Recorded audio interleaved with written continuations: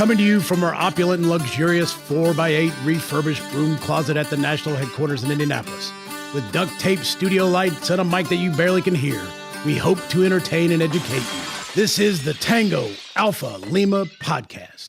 They call me crazy cause I'm facing all my giants. They try to scare me into thinking I can fight it. They tell me I should never even think of trying. But that's just me, I'm gonna live out in defiance. Hello, and welcome back to the Tango Alpha Lima podcast. I'm your host, Mark Seavey, the Senior Legal Counsel of the American Legion. And I'm joined, as always, by Jeff Daly. Nice Matchbox car there, buddy.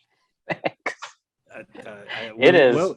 We will. Jeff is clearly decked out, and we will hear, I guess, more about that in a minute. And Ashley, who's also sporting the shirt. I guess you guys got way more time than I did at convention to go shopping. I'm very jealous. It seems like everyone in the building has one of those shirts except for myself. So, isn't it like a walk across the hall for you? No, it's at a totally different building. Oh, okay. Yeah, and I have a hard enough time getting all the other stuff I need from them. So not that they're bad. It's just they changed my title here twice. And so now I need to get a new name tag and business cards and all this. But anyway, that's neither here You're in like there. full upgrade mode. Just no, like I'm in half upgrade mode. Yeah. Well, we have the Tango Alpha Lima shirts. I just haven't worn it yet. So I'm kind of excited about that. I know.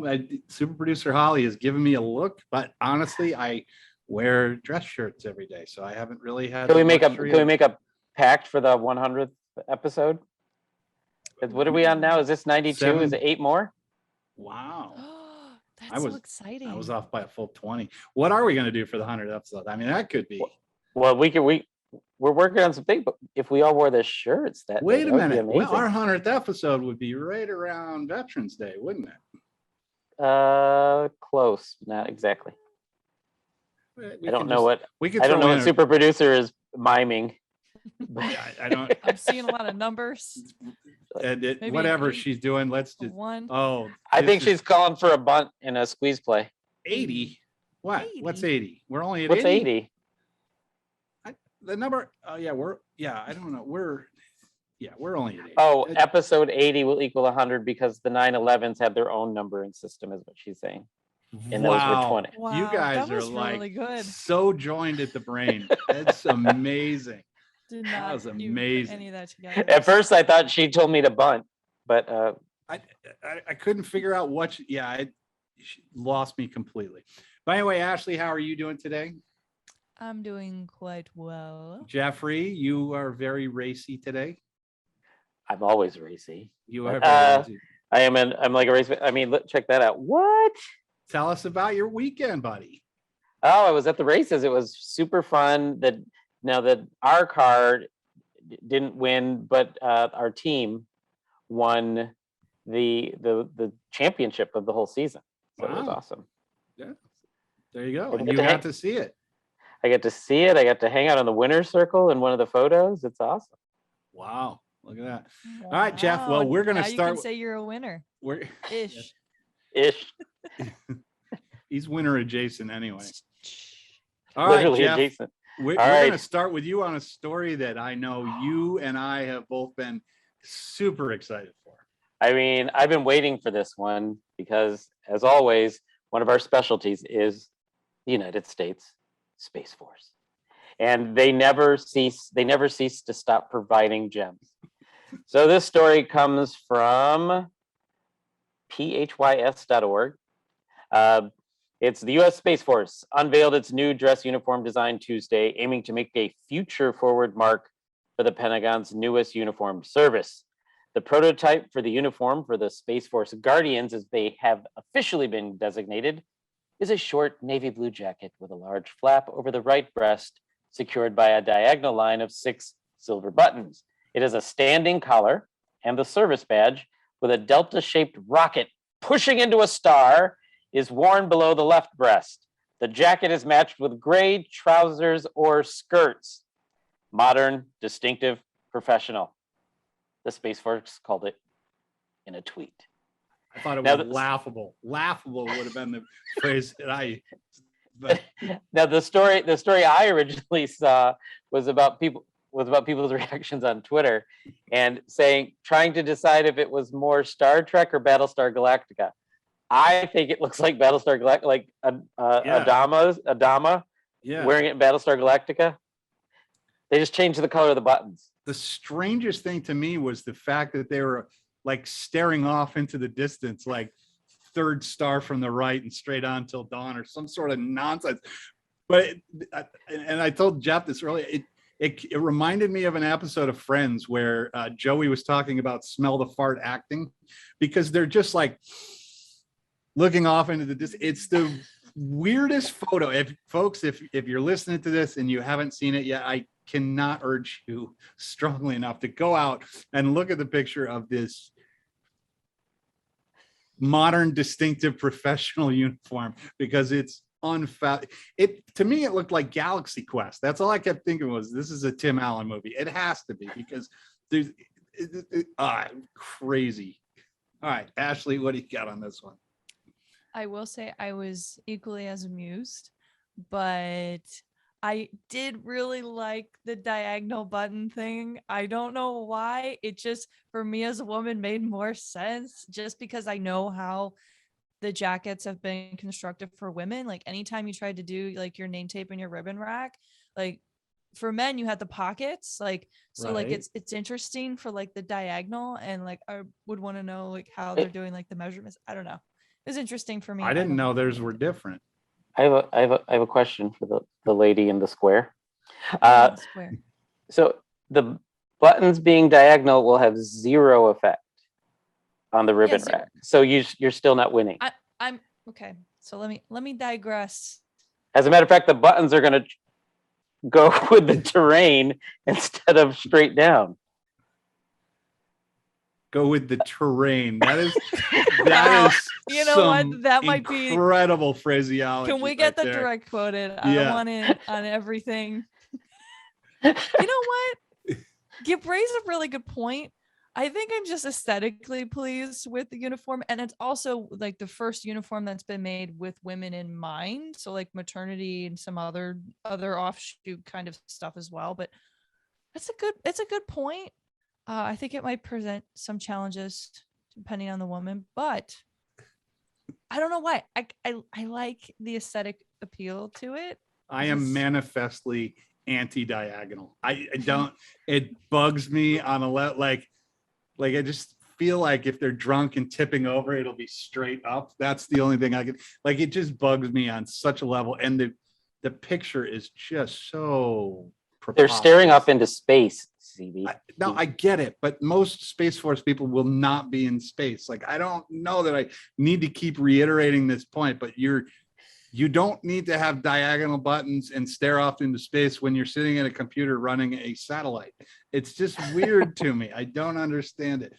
But hey, well, we can. They're doing some bold things. They're doing some bold things, Kyle. Bold, innovative. Bold things. Yes. Bold. Now we can see how they look on women, because if you watch Battlestar Galactica, we'd see Katie Sackhoff wearing their dress uniform.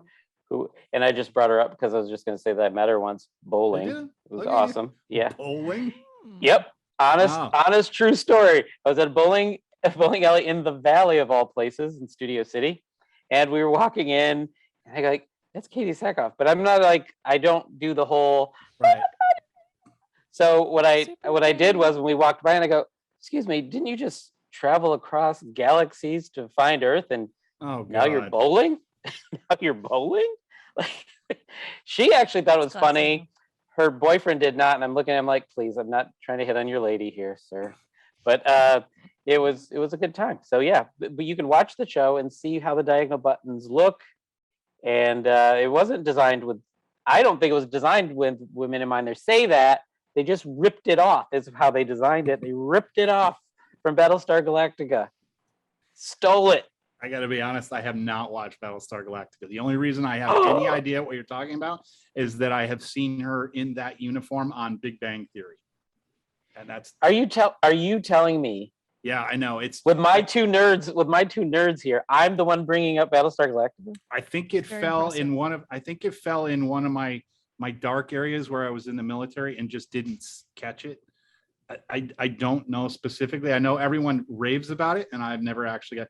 All right, fine. I will watch. Look, Mark, at the rate of which you've tried to catch up with the recommendations made by myself and my husband, I just don't see you getting to it.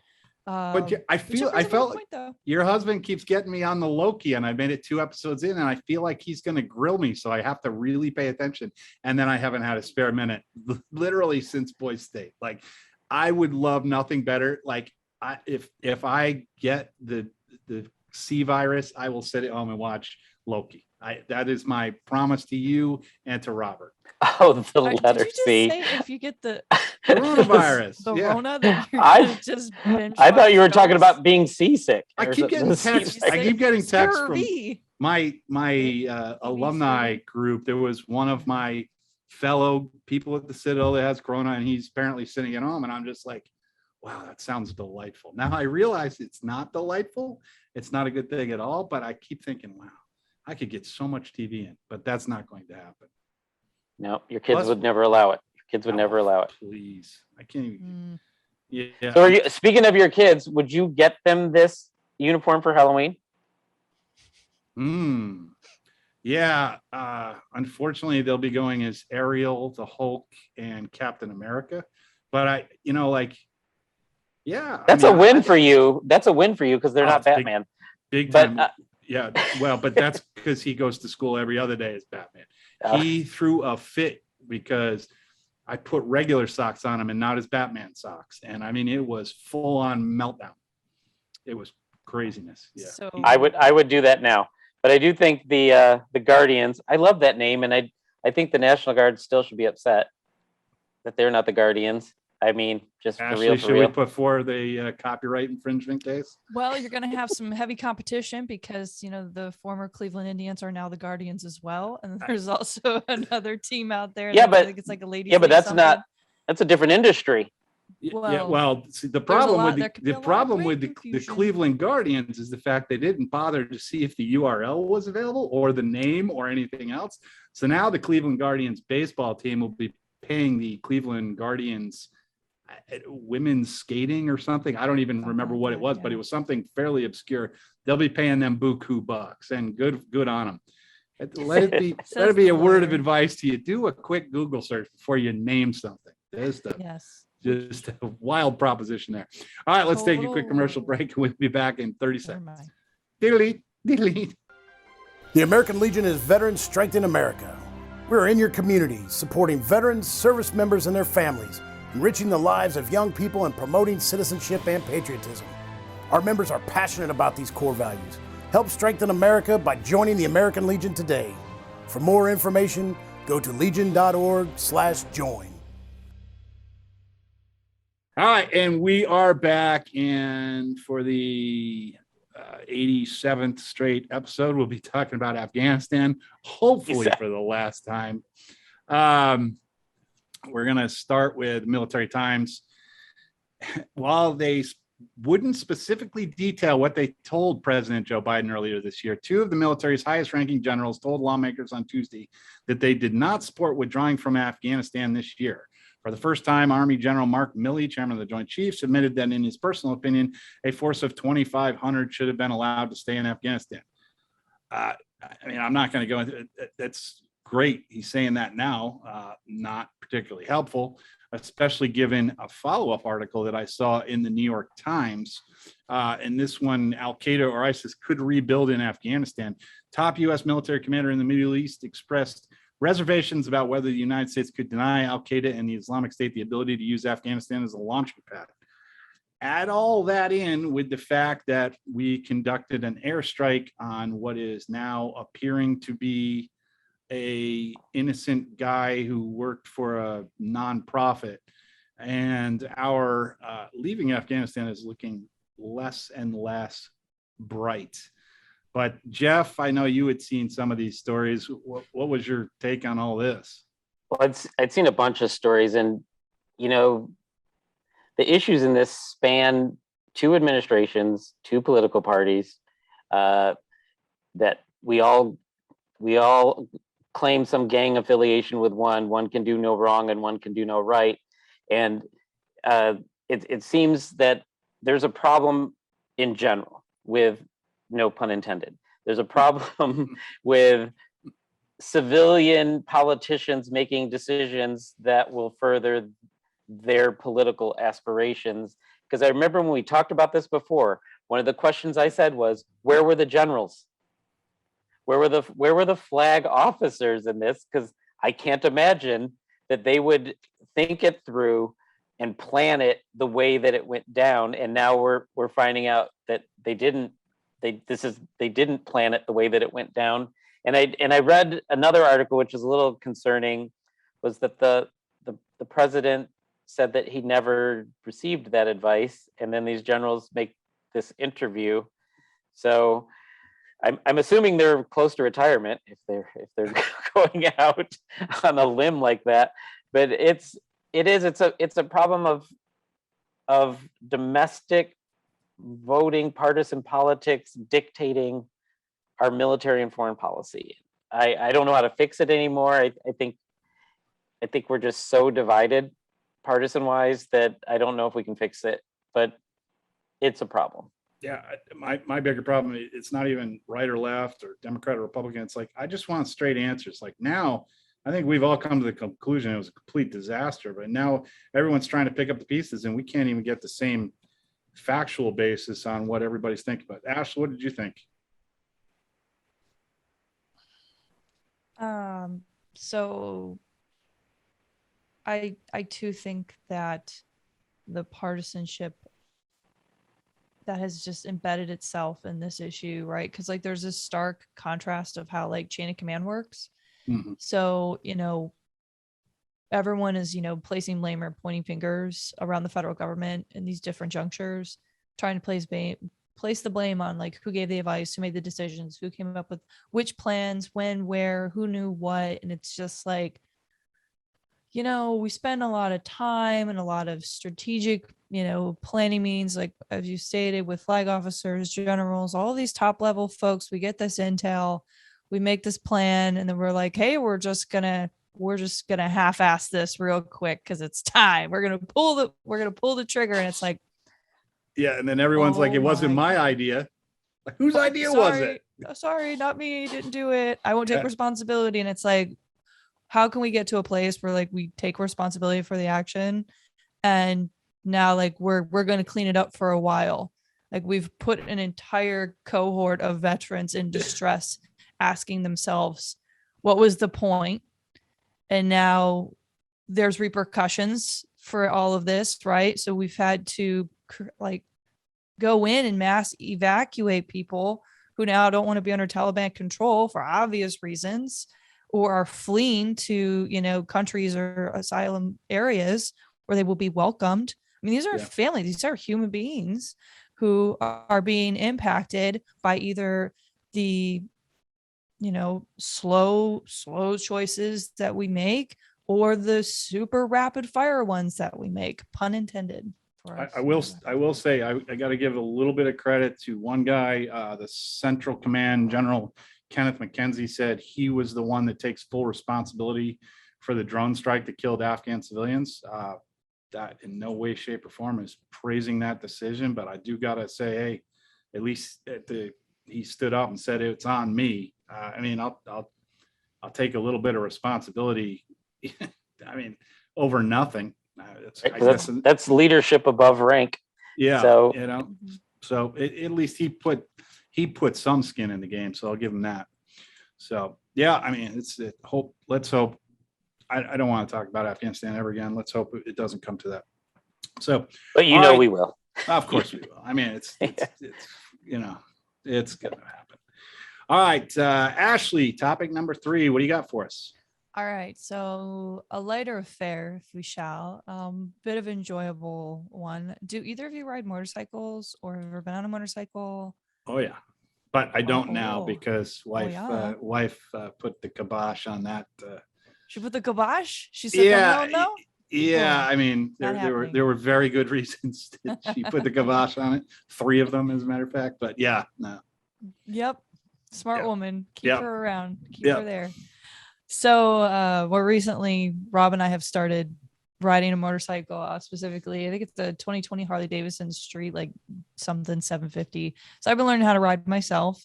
And one of our writers, and also a gentleman who edits our podcast, did a really great article in our October edition of the American Legion magazine. So Jarek, excuse me, Wilhelmsen. I had to take a strategic It's pause. Jarek. It's always just Jarek. Like, always I don't just know Jarek, that. though. I don't even know that. I mean, I kind of knew his last name, but it's just Jarek. Wilhelmsen. I hope you're listening, Jarek. He'll be editing. He will be editing. We adore you. It's interesting. I've heard of you. him. I've heard of him. Do you know what post he's in? I'm pretty sure it's Palisades? Hollywood American Legion Post 43. Yeah, all right, there it is. Give you the props to your home post. All right. Well, I digress. I'm setting the scene.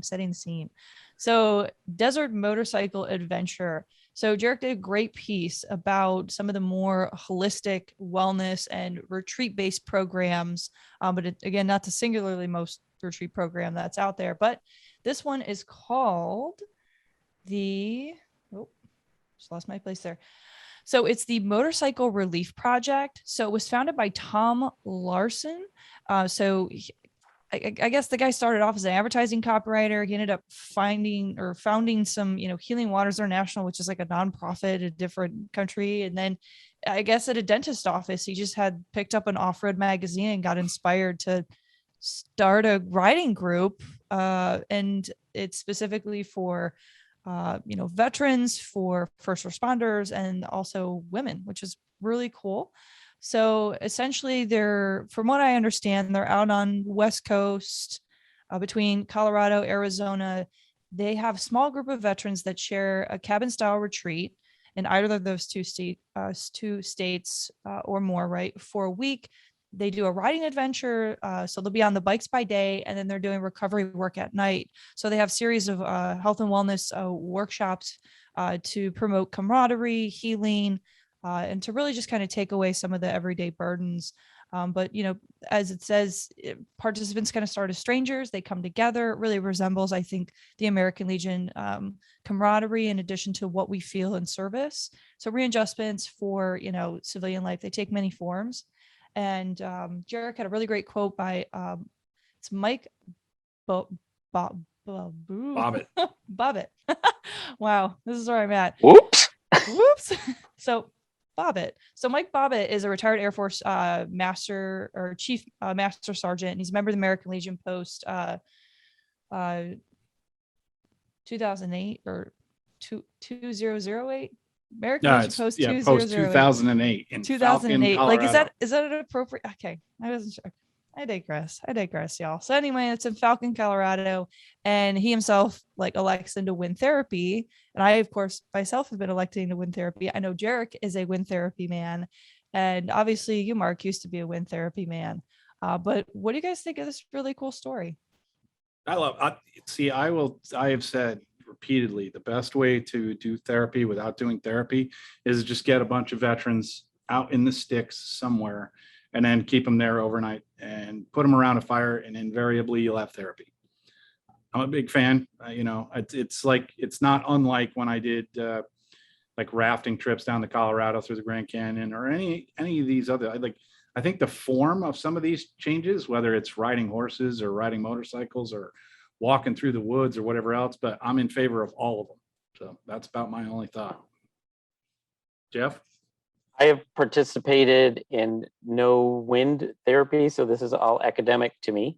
I'm getting a picture in my brain of, and I know the riders that I know, in their leather cuts on their big old loud motorcycles going off into the desert and then doing yoga. I just want to see that with the big in the cut. I want to see these leather bound tough guys doing yoga in the desert. But this is a long kind of a theme. Super producer Holly is letting us know that there's already a story about four-wheelers out there, right? And there's another story coming up kind of in the same vein. And then I know out here we have the horse, the equine therapy with Warriors Road is one that is in Southern California. Is that Run by- Andre? Yep, Post 283, Andre Andrews. He'll love that we said his name here, by the way. So He is omnipresent on Facebook lately. Every Yep. time I turn on Facebook, I get Andre pictures every single What time. did- It's on point. did you see? I did an homage to him on with my coverage, because he always does the one where he's holding the phone. He doesn't say anything. He just looks at you like he's in your soul, and then just pans the background behind him. And I did one for Andre today. He's gonna love that we spent 30 to 45 seconds talking about him today. He's out of Post He's a great 283, guy. the Ronald Reagan Doing a lot of great Palisades stuff. post. What's that? I say he's a great guy. He's doing a lot of great stuff. All right. So he's so for me, these are new ways. I like seeing ways of dealing with situations that are where you're customizing that they're Flax used the word therapy. You're customizing the response to somebody else's situation in a way that would be most helpful to them. So it's just good to see that these things are getting out there and that we're talking about them. Great. All right, let's go into our second commercial break, and we'll come back with rapid fire. So you were discharged with a 20% disability rating, but now you can't hear so well and need help. Contact an American Legion service officer. Service officers are free of charge and they help all veterans. Find one near you with our online tool at legion.org/service officers. All right, let's start with this one, and let's keep this one short because I know everybody's got an opinion on this one, but Marine Lieutenant Colonel who demanded accountability is now in the brig, but not charged yet. Lieutenant Colonel Stuart Scheller, who recently garnered considerable attention for social media posts and videos demanding accountability, is now in military jail. The Marine Corps announced he's basically facing an Article 32 preliminary hearing. Jeff, I'll start with you. What did you think about this one? I mean, I think he's must have really made someone upset, because you don't often hear about officers being preemptively brigged. Is that a word? Did I make it up? Can it be? It works. Can we make it a verb? Yeah, I don't see lieutenant colonels often getting brigged. So this is a big deal, and the fact that they did it that way doesn't sound like it's good news for him. Yeah, Ashley. Yeah, to my understanding, I think that he is now saying that he's resigning his commission. Already resigned. They didn't let him. Okay, so Yeah. wait, back up, wait. Yeah, he submitted a resignation, and the Marine Corps is like, yeah, not so fast there, home skillet. We're gonna court-martial you instead. Yeah, look, I think we have gone on record saying there needs to be accountability for Afghanistan, but when you're a lieutenant colonel, you cannot go on Facebook and say this guy's guilty and this guy's guilty and this guy. You don't have freedom of speech too, right? Yeah. Okay, I just to make sure. I've seen some crazy stuff. So yeah, just generally speaking, I think if you're in uniform, maybe step away from the Facebook. Yeah, it's not the best way to handle. Again, totally empathetic to his position, but you also you can't. Tact. You cannot. All right, rapid fire number 2. This one's a big personal favorite of mine. I went through a phase where I read everything I could about this man, but remains of Medal of Honor recipient Father Emil Kapaun returned to Kansas after 70 years. Father Kapaun's story is just absolutely amazing. He was in Korea fighting for his life. He was helping others who were wounded, and as the U.S. troops basically retreated in the face of the onslaught, he stayed behind to minister to the wounded. He was taken captive. He was put in a POW camp, and from there he kept sneaking away at night and stealing food to bring it back to injured guys. When their captives were talking about killing the guys, he would stand in front of them. Just a remarkable individual. He died in the North Korean prisoner of war camp, and again he was given the Medal of Honor. But we finally have him home. He arrived on last Saturday at Wichita's Dwight D. Eisenhower National Airport, which I think is very appropriate. But Jeff, did you get a chance to read the story of Father Kapaun? I did not read the story, but I do even just from our conversation about it, it's interesting that he's a Medal of Honor recipient. He's up for sainthood, Yes. even, and it makes me think about the fact that we do the POW-MIA at every gathering of the American Legion, and when we do that, he's now a person that I'm going to think of. He was in our repatriation of the remains of those individuals, and this is one of those wins because it was able to happen. So yeah, Ashley gives me a new perspective on that whole ceremony. Sure. Very, very well said. Indeed, I think he'll be if he gets the blessing, pun intended, to become a saint. I think he will be the first Medal of Honor recipient and a dubbed saint. I don't know which is cooler, but I've read through his packet too, his sainthood package. I don't know how it got sent to me. I got sent a copy of the video and the application, I guess, and it's remarkable. If anybody out there listening, if you get a chance, look up Father Emil Kapaun, Kapaun. All right, number 3, broke it down mobility scooter propels Navy veteran to TikTok fame. Test limits of generosity. I don't know if you guys saw the story. I loved it. There was about 2 weeks ago, Navy veteran Kenny Jerry, 79 years old, spent a day mourning the demise of his aged mobility scooter. It had been his only means of getting out and about from his Minnesota home near St. Paul due to his chronic obstructive pulmonary disease. A young lady, Amanda Klein, met him and started doing TikTok videos of Jerry every day. And when his mobility scooter broke down, they decided to do a GoFundMe. They needed I can't remember, it was like $5,000 or something. I don't know. As of this morning, they've raised $110,000 for mobility scooters. So Kenny Jerry is patriotic. Kenny is getting he's getting a brand new scooter, and there's like 20 others they're going to buy for other veterans. I just love the story because patriotic Kenny is awesome. If you ever get a chance to watch him, more so it's just the power of people to donate to such a thing, and now 20 other people are going to gain from the largesse, if you will. So I think it's spectacular. But Jeff, did you get a chance to watch any of TikTok? No, Kenny? But I don't have TikTok installed because I've always said I don't have TikTok installed because I'm not a 12-year-old middle schooler.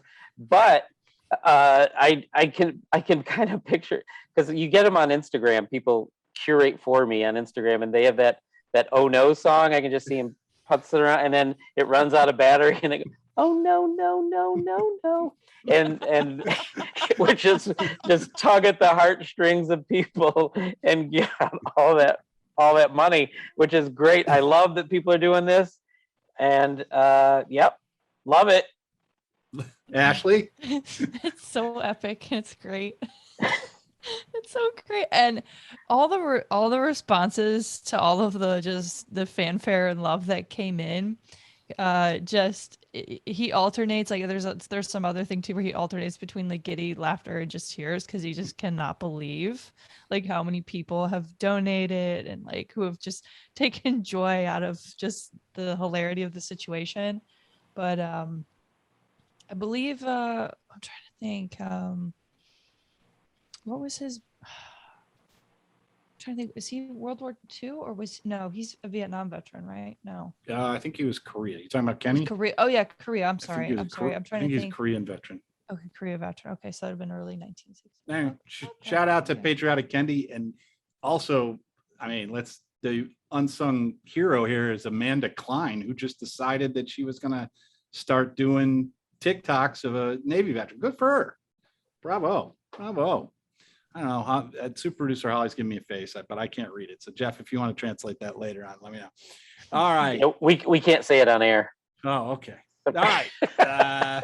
Fourth story here. A total lack of focus is the quote. Lawmaker on a mission to compel Pentagon to take UFOs seriously. This is in Politico. Those who want to know if the truth is out there have a new champion in Congress, and he has an urgent message for the Pentagon. It's time to take UFOs seriously. Arizona Democrat and Iraq War veteran Ruben Gallego this week pushed through legislation in the House requiring a permanent office under the Secretary of Defense to oversee the timely and consistent reporting of what the military calls unidentified aerial phenomena. The only conversations I ever have about UFOs are with Jeff Stouffer. And it's usually intermixed with other conversations about Bigfoot. So it's a little hard for me to take this whole thing seriously. But Mr. Daly, what do you think about the Bureau of UFOs and Magic Wands or whatever it's going to be?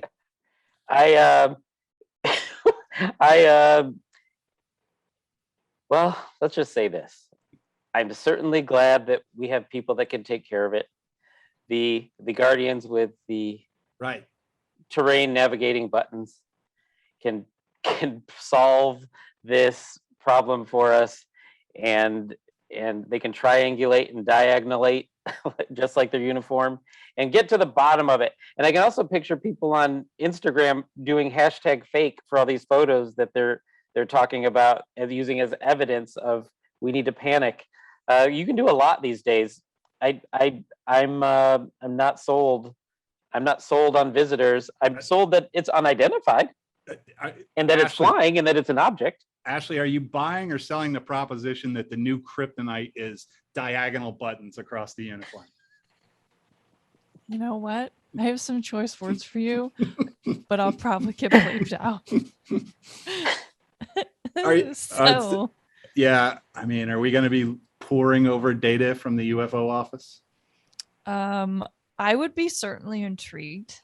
So I'm going to go there. I'm going to be on the record go in there that I do think that we can't be the only intelligent life in the universe. And if there were I wonder if we're the first way, maybe we're the first. I'm not even willing to concede we are intelligent life. So it got that going for us.